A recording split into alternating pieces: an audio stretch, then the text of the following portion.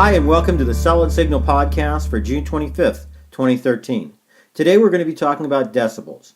Now, I know I'm not going to be able to turn you into an electrical engineer in just 5 minutes, so I want to give you the basics, just enough for you to want to learn more. If you go out searching on the internet, you're not going to find really good answers for exactly what is a decibel. That's because a decibel isn't a real physical thing. It's not like a nickel. You can't say, oh, I've got a handful of decibels, and then you look at it and you count them and then you know how many you have. It's not like that. A decibel is a unit of change in intensity. It measures how much more of something you have than you would have compared to something specific. Confused yet? I understand. A lot of us think of decibels as a measure of sound, because we hear that, oh, a jet engine is this many decibels, or a lawnmower is that many decibels. Really, again, that's relative. It's sound relative to quiet. Does that make any sense? Probably not. But more importantly, decibels are used to measure anything where there's a change in intensity, such as signals over a wire. And that's a lot more important when you're talking about antenna or satellite signals.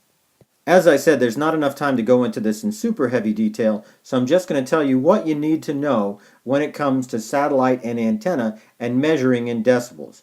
Decibels are often abbreviated dB, and by the way, the B in decibel does stand for Bell, meaning Alexander Graham Bell, the guy who invented the telephone. When it comes to signals over a wire, you usually see dB levels or decibel levels measured in negative numbers, which means the higher the number, then the less power you have. In other words, minus 85 is less power than minus 50. I know it can be a little confusing, but that's just the way that they measure things, because you're really measuring reference levels of electricity. You're saying you have this much less than, for example, a milliwatt or a millivolt, or some sort of isotropic number, which is extremely difficult to explain in 5 minutes. The most important thing to know about decibels or dBs is that they're logarithmic, which means, for example, that a loss of 10 dBs means you're down to 1/10 the power, a loss of 20 dBs means you're down to 1/100th the power, a loss of 30 dBs means you're lost 1/1000th of the power.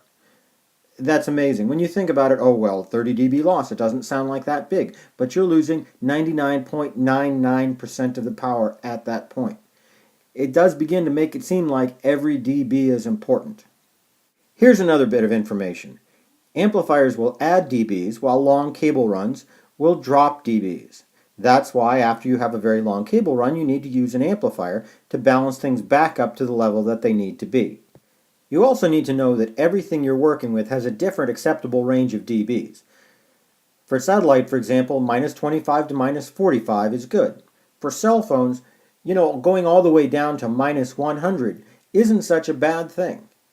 For antennas, it can really make a difference because antennas can be affected much more by line of sight issues like trees and whatnot. So the effective radiated power that you receive, although measured in dBs, may not be the whole story. And then there's sound. Sound starts at 0 dB, which is silence. And you can't get much more silent than silent, so there's no such thing as negative dBs. Everything goes up from there. 20, 30 dBs, that's comfortable. 40, 50, 60, that might begin to become uncomfortable. Decibels can be used to measure anything where there's a quantitative, in other words, measurable change.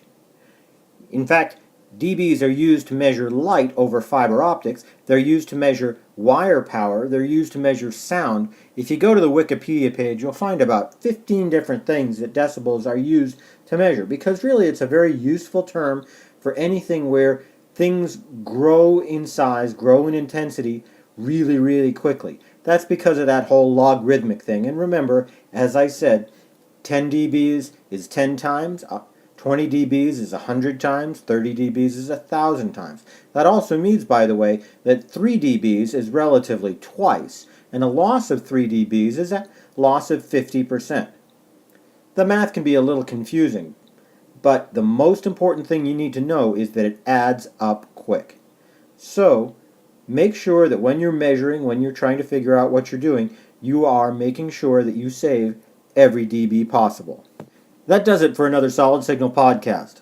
I'd love to hear more from you guys about what's important to you. So make sure you click that Suggest a Topic button at the top right at blog.solidsignal.com.